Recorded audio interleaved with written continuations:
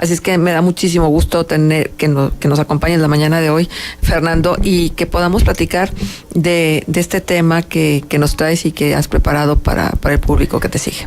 Claro que sí, muchas gracias, Marce, Juan, muchas gracias también al público que nos escucha, y el día de hoy vamos a platicar acerca de qué recomendaciones podemos dar para aquellos que van a empezar una empresa con miembros de su familia. Siempre que inicias una empresa hay una mezcla de sentimientos que son difíciles de controlar. La emoción, el empuje, la alegría también se combina con tensión y estrés. Nadie dice que para empezar un negocio sea una cosa sencilla, no importa la razón que involucre a tu emoción. Ya sea que emprendas por necesidad o por pasión de una nueva área de desarrollo, es muy importante que aterricemos cuestiones básicas antes de que podamos despegar. Esto reviste más importancia cuando necesitas asociarte con alguien para echar a andar tu proyecto. Entonces ya no te comprometes solo contigo mismo, sino que te obligas a responder por tus actos con terceros que confiaron en una idea que vendiste o que juntos diseñaron. Y todavía más, si esta persona que se involucra contigo es un familiar, digamos tus papás, tus suegros, tus hermanos, tus cuñados, tus abuelos, el que quieras. Porque entonces si algo sale mal en la empresa puede repercutir no solamente en una cuestión patrimonial, sino también en tus relaciones familiares. Entonces vamos a platicar de 5 puntos que yo recomiendo para que sus aventuras empresariales tengan un orden y un sentido, ¿no? Y que podamos cuidar todas estas cosas. Primero, ya lo hemos visto en otras pláticas, necesitamos un plan de negocios y vamos a tratar de documentar el pesimismo. El 80% de las empresas nuevas no sobreviven 3 años. Esto quiere decir que ya de entrada traemos un hándicap muy en contra, ¿no? Y si brincamos esta estadística de los 3 años, nos encontramos con una segunda todavía más demoledora. Según el INEGI, la esperanza de vida para una empresa en México son solo 7.7 años.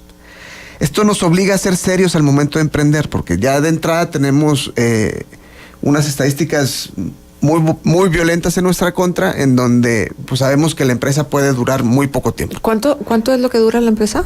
7.7 años. 7.7, pues en el mejor de los casos. En el mejor, o sea, el promedio de las empresas en México. Promedio. Según el INEGI. Pues se me hace mucho, ¿no? Pues es que promediamos las empresas que tienen 30, 40 años y las... Okay. Ajá. Okay. Entonces, sí, al final del día es poco. Si hablamos que para que consolides una empresa, yo siento que son por ahí de unos 10 años lo que requerimos. Y yo creo que estas estadísticas tienen que hacer una referencia a qué tipo de empresas son las que duran más tiempo en el mercado, ¿no? Seguramente sí. Ajá. Generalmente son las empresas, justamente las empresas familiares, a veces que hemos platicado que de la primera a la segunda generación no sobreviven. Entonces el margen de generación estamos hablando de 30 años. Sí, y también dependiendo del rubro. Exactamente. ¿No? Exactamente. Uh-huh. Entonces el plan de negocio nos obliga a ser serios al momento de emprender. Y si no tienes un plan que identifique cuál es tu mercado, qué ventajas tienen tus productos y servicios, cuánto te va a costar producirlos y ofrecerlos, y cuál es tu margen de utilidad y principalmente el retorno de inversión para ver cuándo vas a recuperar el dinero que le estás metiendo, puede ser que estemos tirando el dinero a la calle. Ningún inversionista decente va a aportar cantidad alguna a un negocio que esté en el plano de lo abstracto. Ya hemos platicado aquí que no es lo mismo invertir capital de riesgo a poner el riesgo el capital. Un segundo consejo que damos es que identifiquemos bien a través de qué vehículo vamos a emprender el viaje. Y por vehículo me refiero a la estructura legal que le vas a dar. Hay que informarse bien acerca del tipo de sociedades que existen y cuáles son las principales diferencias y características para saber qué me conviene a mí para empezar este negocio. Porque no es lo mismo si voy a ser una prestadora de servicios a que si voy a comercializar algo o si me voy a dedicar a algo en el sector agroindustrial. Depende esta cuestión. Como notario es muy común que los clientes de entrada lleguen a la oficina pidiendo una sociedad anónima, porque es lo que tenemos en el inconsciente colectivo y lo que hemos visto desde las películas de Cantinflas, que todas las empresas son sociedades anónimas, ¿no? Pero realmente hay muchas opciones que podemos valorar.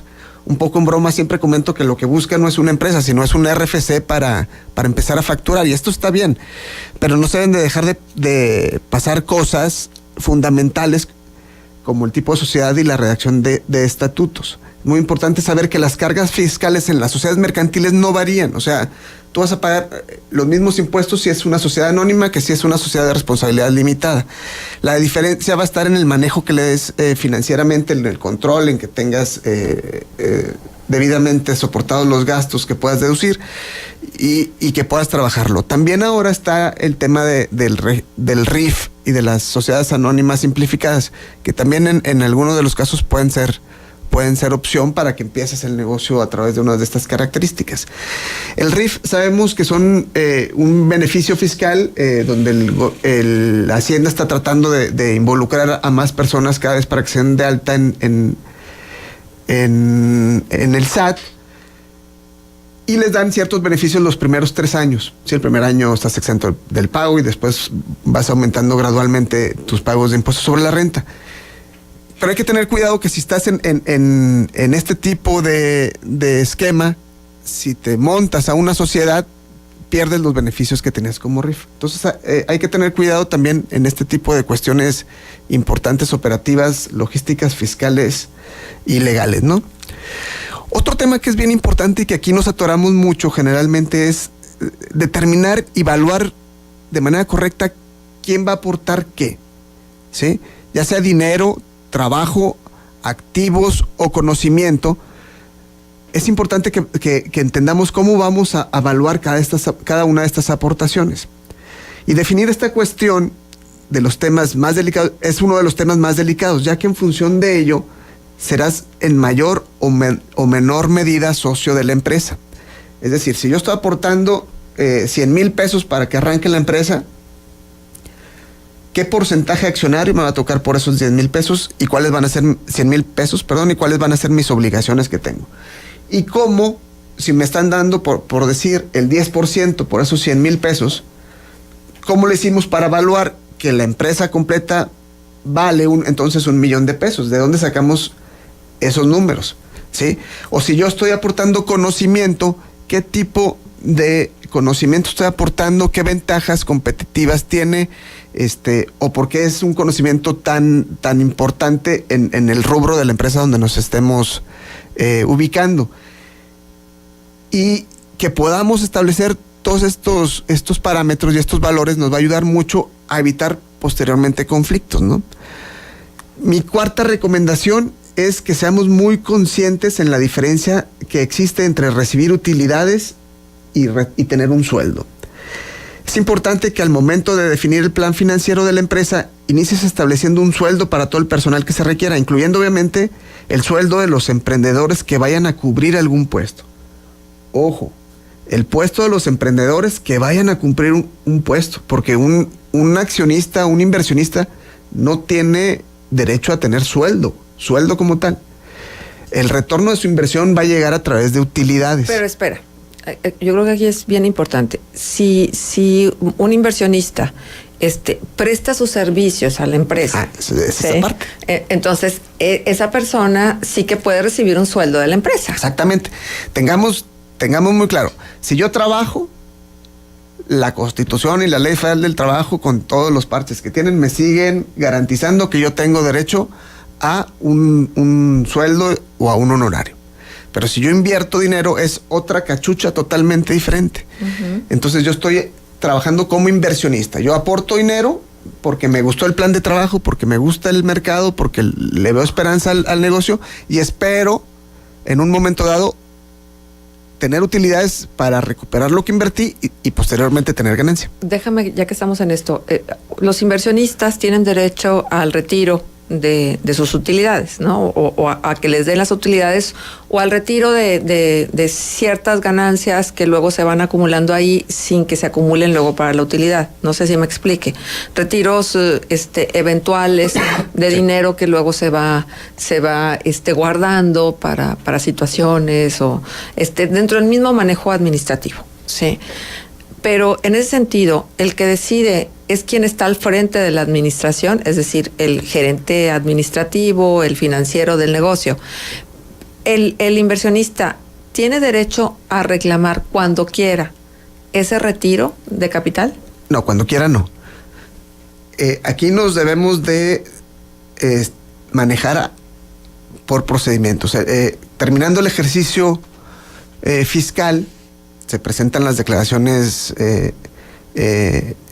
por ahí de mayo, abril. En abril se celebra la Asamblea Anual de Accionistas, en donde el órgano directivo, ya sea el administrador único o el Consejo de Administración, le presenta a los accionistas los resultados que hubieron durante el ejercicio y se dice, ¿tuvimos esta ganancia o tuvimos esta pérdida? Ahí está, tantas utilidades. Te toca a ti de manera porcentual la misma cantidad que tienes en tu porcentaje de acciones. Pero es hasta la asamblea de accionistas. Por eso es bien importante que lo que llamamos gobierno corporativo vaya teniendo estas dinámicas para que haya transparencia con los inversionistas. Porque si no, también es cierto que los inversionistas dicen, por eso, pero ¿cuándo me vas a devolver el dinero que estamos invirtiendo? Uh-huh. Y entonces ahí es muy delicado porque podemos pasar de ser inversionista a te presté dinero y me lo tienes que pagar. Exacto. Pero hay otro factor ahí, el que es la de la reinversión de las utilidades. ¿Cómo se determina? En la misma asamblea anual que se celebra por ley en abril, los accionistas reunidos en la asamblea dicen, perfecto, este año nos fue muy bien, tenemos una utilidad de 100,000 pesos. De esos 100,000 pesos, agarra 50,000 y nos los repartimos proporcionalmente y los otros 50,000 los queremos reinvertir. Y entonces en la misma asamblea anual es la indicada para decidir también eso. Se determina por mayoría, no es una persona la que lo decida. Se determina hay que ver los estatutos de la empresa que señalan, pero generalmente es por mayoría. Bueno, pero hay sociedades que son 2. Sí. La mayoría de las sociedades son 2. Sí, ¿verdad? Pero también hay de 2 a 2. Hay algunos 2 que tienen el 99%, uno y el otro el 1%, sí. y otro 50-50, y ahí es donde se empiezan a trabar las negociaciones. Si yo tengo el 50% de la empresa y tú tienes el 50% y no nos ponemos de acuerdo en algo. ¿Qué tan conveniente es que los socios, o sea, sean 2 o 1, pongan a nombre de los hijos las acciones? Entonces resulta que el hijo ya es el socio mayoritario o el socio a partes iguales dentro de una empresa, pero quien realmente está operando es el papá o la mamá. No sé si me explico. Sí, totalmente. Es algo muy común. Y es algo que tenemos que atender al caso por caso. Porque qué tan conveniente es. Híjole, pues de entrada no sabría qué decirte, Fete. Es una buena pregunta, porque la conveniencia es muchas veces por una cuestión de que el papá no quiere figurar, o que el papá prefiere mantenerse al margen, o que ya le doné a mis hijos las acciones. O inclusive porque la persona que pueda estar como socio va a necesitar un expediente financiero limpio, y a lo mejor esa persona no tiene, no es sujeto de crédito, y entonces mejor pone al hijo. No, hay muchas combinaciones. Hay muchas combinaciones, que todas se deben de platicar y todas debemos de decir, está bien, hijo, entra tú a la empresa como accionista porque yo ya tengo el buró pésimo, ya no nos van a seguir prestando dinero. Es algo que pasa. Sí. Es algo que pasa. Sí. Real. Pero entonces el hijo debe de saber que una vez que entra ya pierde la posibilidad de ser un RIF eventualmente, entonces ya así como gana derechos, tiene también obligaciones, ¿no? Pero si pudieras concluir la idea que planteaste, ¿qué pasa cuando son 2 socios que están al 50 y al 50? ¿Quién dirime la diferencia? Fíjate que justamente ese es el punto 5 que traigo aquí preparado. Es bien importante que cuando entremos en una empresa familiar o de cualquier otro tipo, tengamos establecidos mecanismos de salida. O sea, porque como en toda relación guiada por escenarios imprevistos e inciertos, debemos estar listos para lo peor y tener mecanismos para separarse por incompatibilidad en la manera de hacer negocios es muy importante, ya que desde un inicio estás previendo de qué manera te vas a separar, cómo vas a evaluar las inversiones que hiciste y cuánto le correspondería a cada uno de los accionistas. Hay una cláusula que a mí me gusta mucho, que es la cláusula de desacuerdo fundamental en los negocios. Esta cláusula opera que cuando son dos accionistas y uno dice, híjole, ya no me siento muy a gusto cómo estás llevando tú la empresa, obviamente esto tiene que estar pactado en estatutos o en una asamblea o hay que reformarlo, sino para preparar este mecanismo. Yo te digo a ti, Juan, ¿sabes qué? Ya no quiero seguir trabajando contigo. Te vendo mis acciones, mi 50% o mi 20%, lo que yo tenga, te lo vendo valuando cada una de mis acciones en 100,000 pesos. Te doy un plazo para que decidas, con la condición de que si tú dices, estoy de acuerdo, te las compro en los 100,000 pesos, yo me obligo a vendértelas. Pero si tú me dices, no, ¿sabes qué? Mejor no te las voy a comprar, entonces tú te obligas a venderme tus acciones al mismo valor que yo puse. Entonces este es un mecanismo que es, digamos, muy justo y nos ayuda a destrabar problemas, porque ya llega un momento en que la empresa puede dejar de ser operativa porque ya no hay acuerdos sustentables, ¿no? Uh-huh. Muy bien, pues yo creo que hay mucho más al respecto. Claro que sí. Pero sí, creo que vale la pena que se le metan horas de escritorio y sobre todo horas de asesoría adecuada para poder, una empresa que inicia en sociedad, para que realmente funcione. Siempre se ha dicho, y yo escucho cada vez más, ni te metas, a las sociedades ni te metas, es lo peor que puede haber, porque terminan peleados, porque nadie trabaja igual, porque nadie pone igual, y entonces, pero no es así, porque si han funcionado las sociedades a lo largo de todo, mucho tiempo de la historia de los seres humanos, quiere decir claro que es una vía que puede ser factible. Las sociedades son un vehículo totalmente válido, lo que pasa es que tenemos que tomarlas con la seriedad que se deben de tomar. No podemos simplemente empezar una sociedad y decir, vámonos para adelante sin tener controles, sin tener transparencia, sin tener una manera de gobernar la empresa. Uh-huh. Bien, pues muchísimas gracias, Fernando. ¿Nos dejas un punto de contacto? Claro, está mi blog ftr.mx, ahí me encuentran. Gracias.